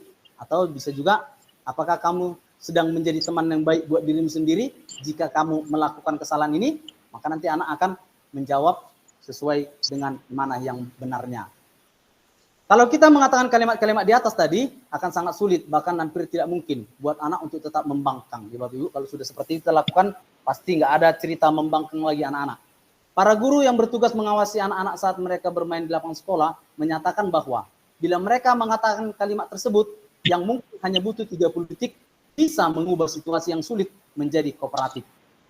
Ketika seorang merasa sedih dan emosional, mereka tidak bisa mengakses bagian otak yang berfungsi untuk berpikir rasional. Saat itulah kita harus menstabilkan identitas anak.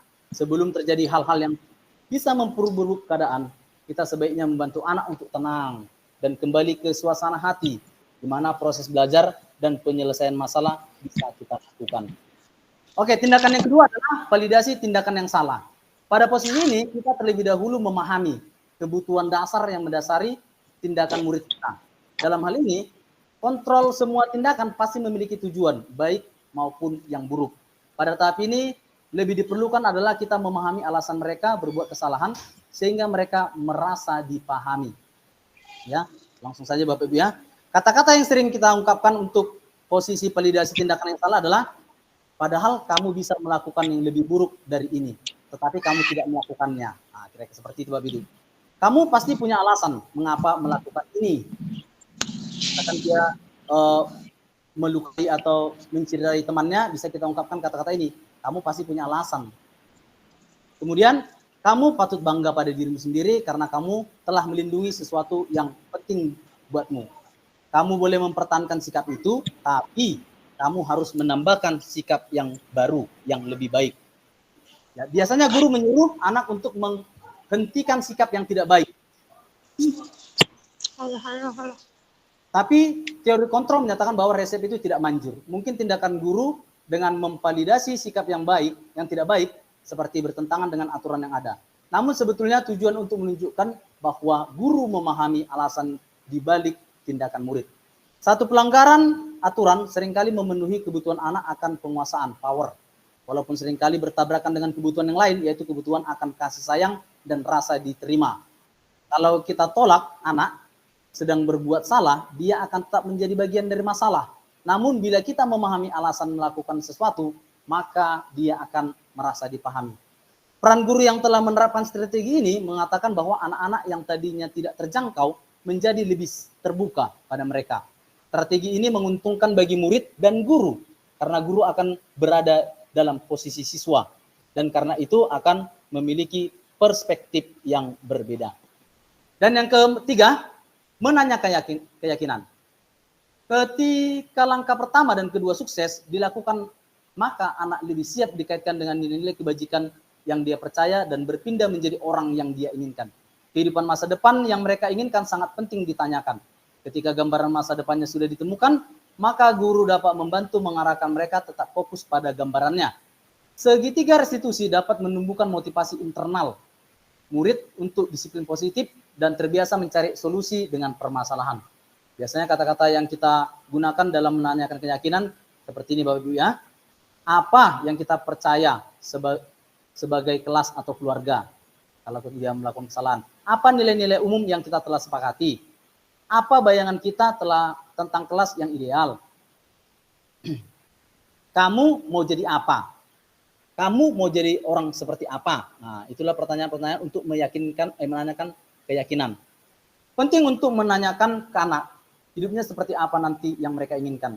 Apakah kamu ingin menjadi orang sukses, bertanggung jawab, atau dipercaya? Kebanyakan anak yang mengatakan iya, tetapi mereka tidak tahu bagaimana caranya menjadi orang seperti itu. Guru dapat membantu dengan bertanya, seperti apa jika mereka menjadi orang seperti itu? Ketika anak sudah mendapatkan gambaran yang jelas tentang orang seperti apa yang mereka inginkan, guru dapat membantu anak-anak tetap fokus pada gambaran tersebut. Ya, itulah kesimpulannya Bapak Ibu ya. Jadi di sini saya sudah membuat salah satu skenario dari penerapan segitiga restitusi. Akan masuk, Joseph? Oke, apa kabar Nak? Baik Pak. Iya. Jadi seperti ini Nak. Tadi Bapak dengar dari guru piket bahwasanya Joseph sering terlambat ya? Menurut ingatan Joseph, sudah berapa kali Joseph terlambat? Sudah 4 kali Pak. Iya. Sering terlambat itu suatu kesalahan atau tidak? Iya Pak. Iya, baik Joseph ya. Berbuat kesalahan itu manusiawi. Setiap orang pasti pernah melakukan kesalahan. Tetapi yang terpenting, kita dapat belajar dari kesalahan tersebut dan berusaha untuk memperbaikinya. Setuju ya? Oke Joseph. Kita akan mencari solusi bersama ya. Joseph sering datang terlambat. Pasti ada alasannya. Kenapa sih Joseph sering terlambat? Karena saya sering begadang Pak, sambil main HP, jadi kurang tidur. Kamu tahu tidak keyakinan kelas yang sudah kita sepakati? Pak. Kalau datang terlambat ke sekolah, sesuai tidak dengan keyakinan kelas yang kita telah sepakati? Iya Pak. Menurut Joseph, keyakinan kelas apa yang sudah Joseph langgar? Disiplin Pak. Iya. Menurut Joseph, disiplin itu penting atau tidak? Pak, karena membuat saya datang ke sekolah tepat waktu dan menghargai waktu. Iya, betul sekali. Menghargai waktu itu penting ya, dan sangat bermanfaat untuk kita. Seperti kita dapat menghargai orang yang ada di sekitar kita, pekerjaan jadi tidak menumpuk, dan kita juga dapat melatih rasa kepedulian. Saya menyesal karena sering terlambat. Saya mohon maaf karena sering terlambat. Iya, Joseph. Sikap yang baik sudah kami lakukan dengan cara meminta maaf. Menurut kamu, apa yang akan kamu lakukan agar kamu tidak datang terlambat lagi ke sekolah? Saya akan lebih cepat dan tidak begadang lagi agar tidak datang terlambat ke sekolah. Baik, Joseph. Kamu telah menemukan solusinya dan Bapak akan bekerjasama dengan orang tua kamu agar kamu tidak terlambat lagi datang ke sekolah. Ya, Nak ya? Terima kasih Pak. Sekarang silakan kembali ke kelas, Nak.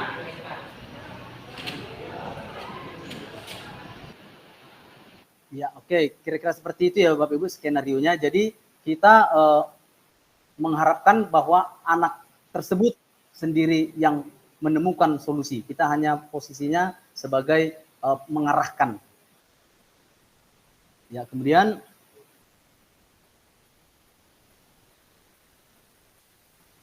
setelah kita melakukan skenario dari segi 3 restitusi, maka kita juga menanyakan tanggapan siswa ketika dia sudah selesai melakukan tindakan segitiga restitusi. Ini juga ya ada beberapa videonya.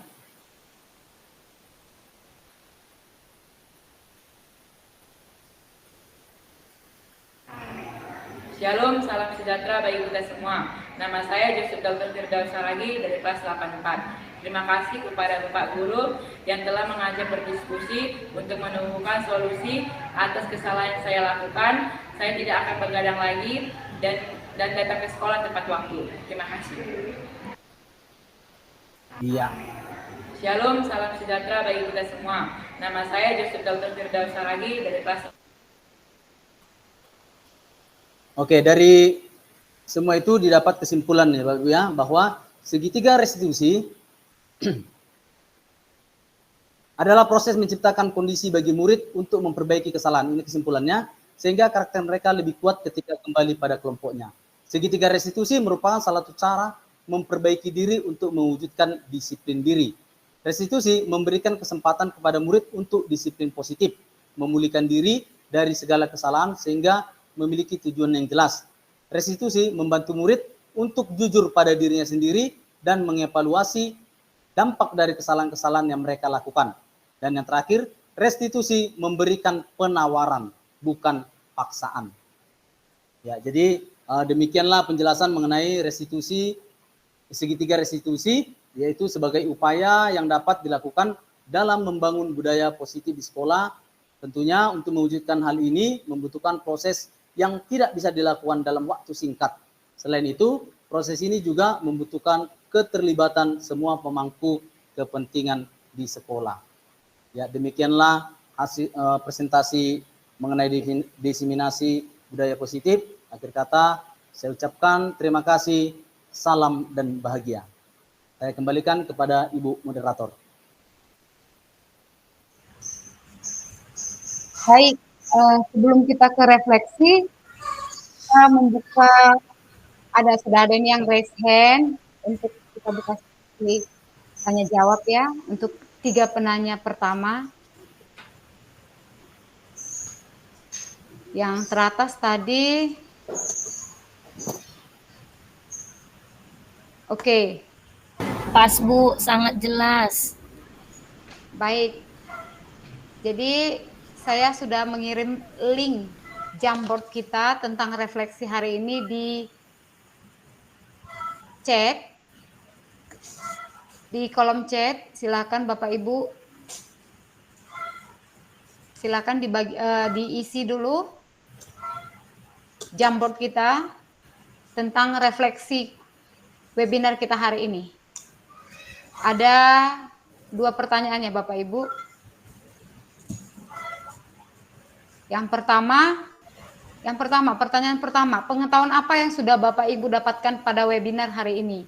Dan di papan yang kedua, ada pertanyaan bagaimana Bapak Ibu guru menerapkan disiplin positif di sekolah. Silakan langsung Bapak Ibu.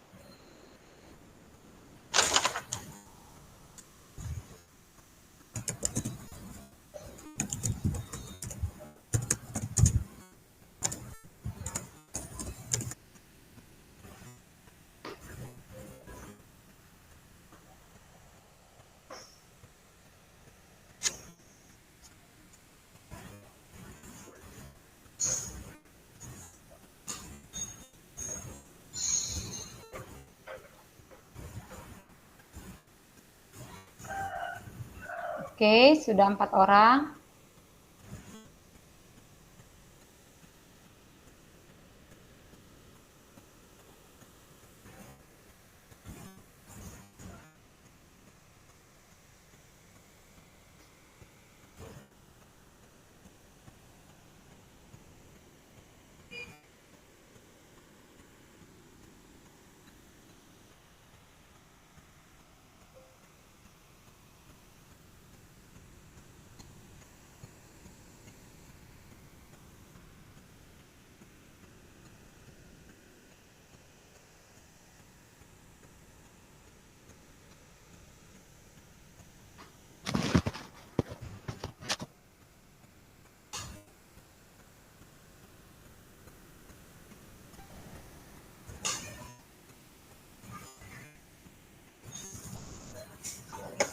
Baik Bapak Ibu, karena waktunya sudah habis, refleksi kita boleh tetap diketik ya Bapak Ibu. Nanti saya dokumentasikan saja.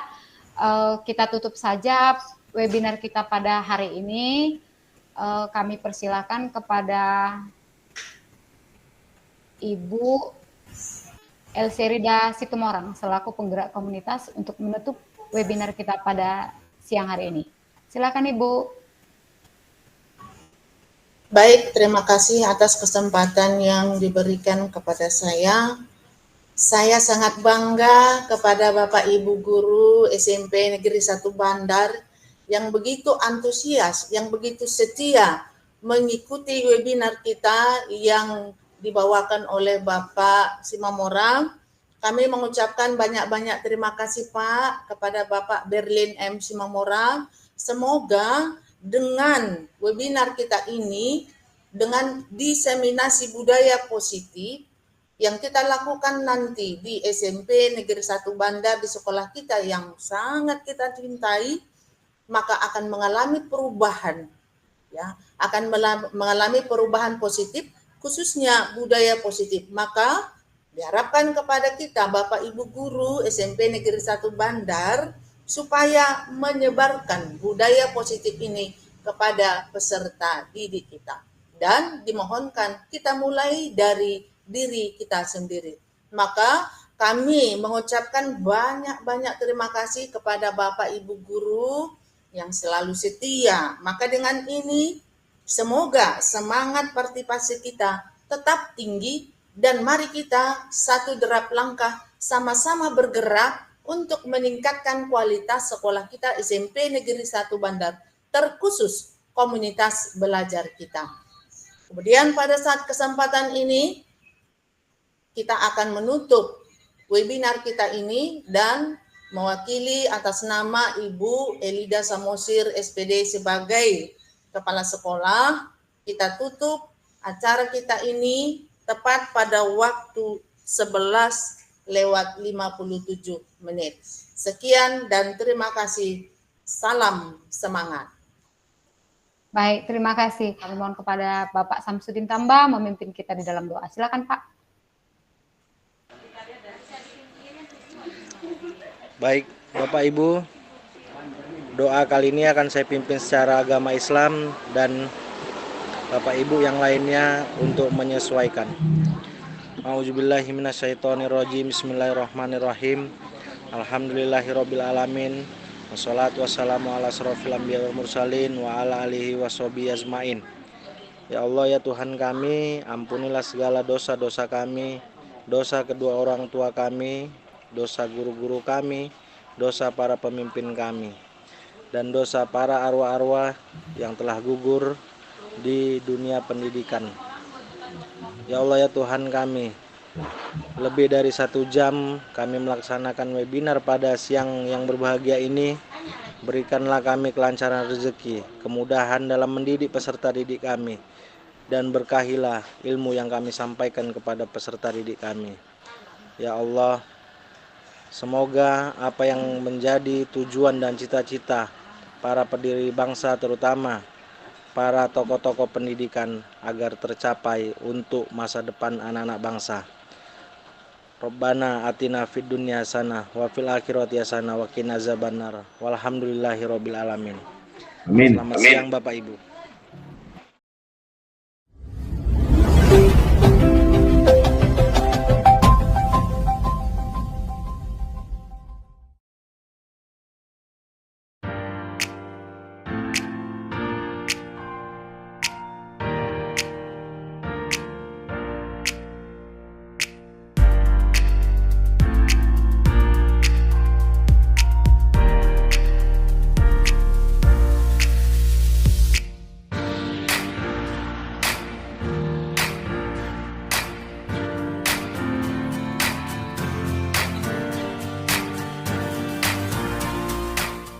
Oke, selamat pagi anak-anak. Pagi Pak. Iya, apa kabar semuanya? Baik Pak. Tadi pagi sebelum berangkat sekolah sarapan dulu kan? Ya. Oke ya, jadi Bapak lihat ada yang semangat sekali, ada yang kurang semangat ya. Tetapi sebelum kita mulai, Bapak mau bangkitkan kembali semangatnya ya. seperti biasa kita akan membuat tepuk semangat. Ya, jadi Bapak undang semuanya untuk berdiri. Ya, seperti biasa ya, kita untuk menimbulkan, mengembangkan semangat kita buat tepuk semangat. Oke, sudah siap? Ya. Oke, kita mulai. Tepuk semangat.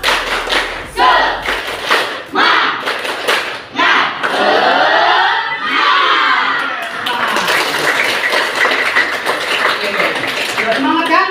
Berarti sudah bisa kita untuk mulai pembelajaran. Ya, silakan duduk kembali.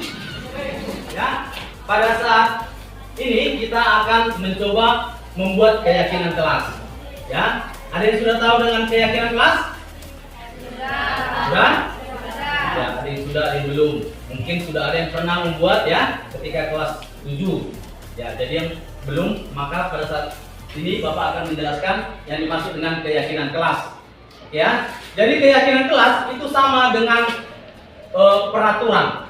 Ya, mungkin kalau di sekolah ini kita sering mendengar peraturan atau tata tertib sekolah. Jadi di sini kita akan membahas keyakinan kelas. Keyakinan kelas itu artinya seperti peraturan atau kesepakatan yang ada di kelas ini.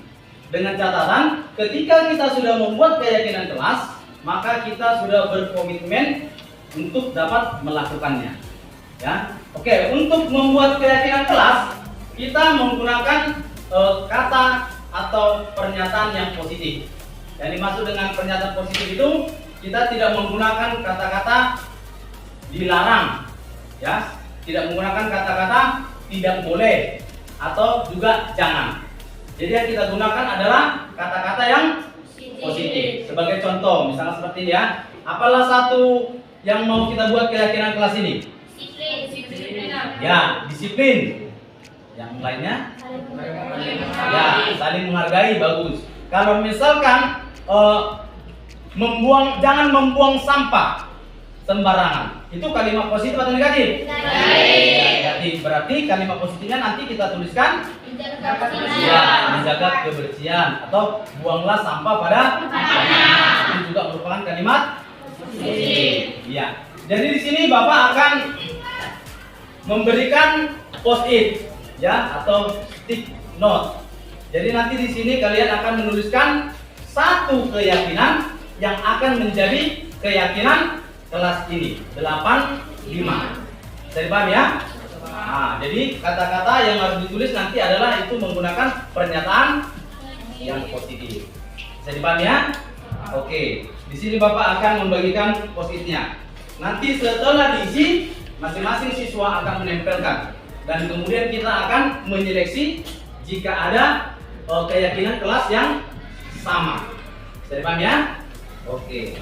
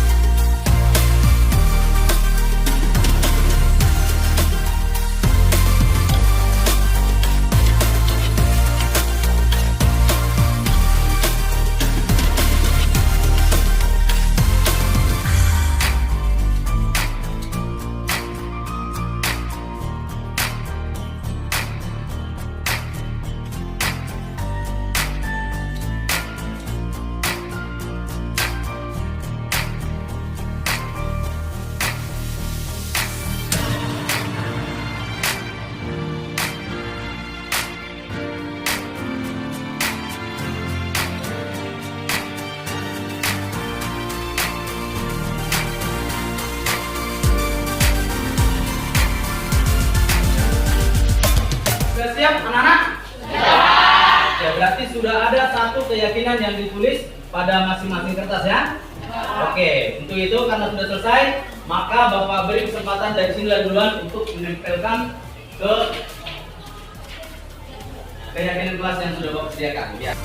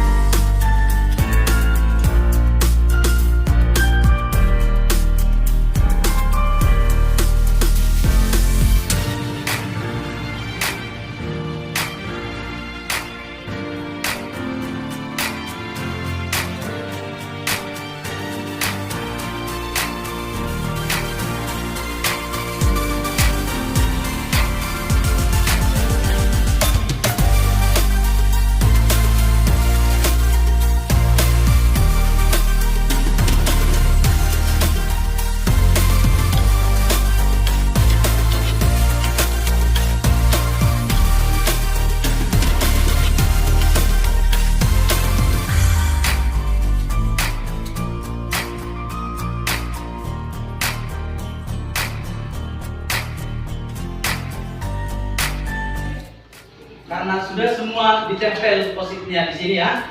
Dan Bapak perhatikan di sini ada beberapa keyakinan kelas yang sama ya. Jadi dari sini kita coba koreksi, kita coba yang sama kita ambil ya.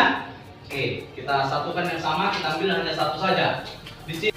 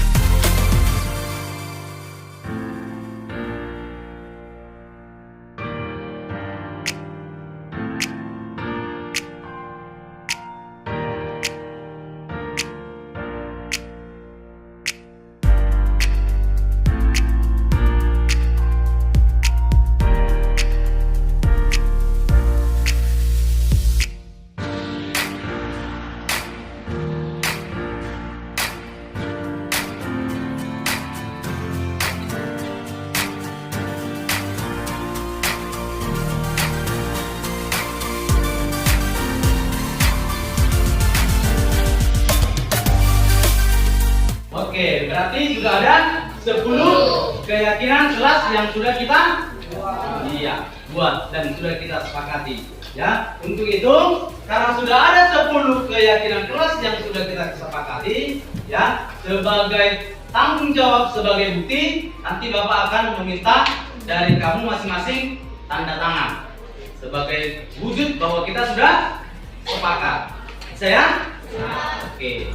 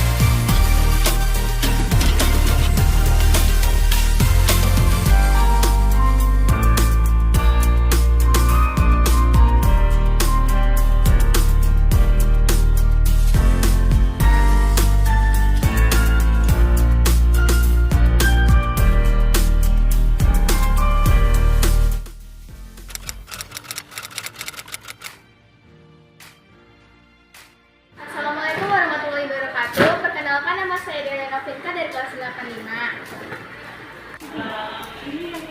Assalamualaikum warahmatullahi wabarakatuh. Saya Ardi Regina Ruban Robing dari kelas 85. Assalamualaikum warahmatullahi wabarakatuh. Perkenalkan saya Dela Mari dari kelas 85.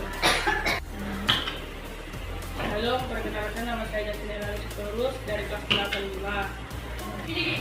Shalom, selamat sejahtera. Perkenalkan nama saya Arya dari kelas 85.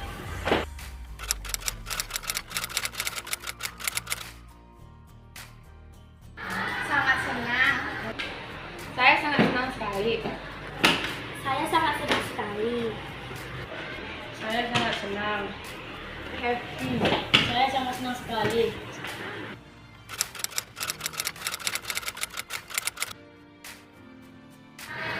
Sangat penting bagi kita semua. Sangat penting sekali. Sangat penting untuk ditanamkan pada diri kita. Sangat penting. Sangat penting.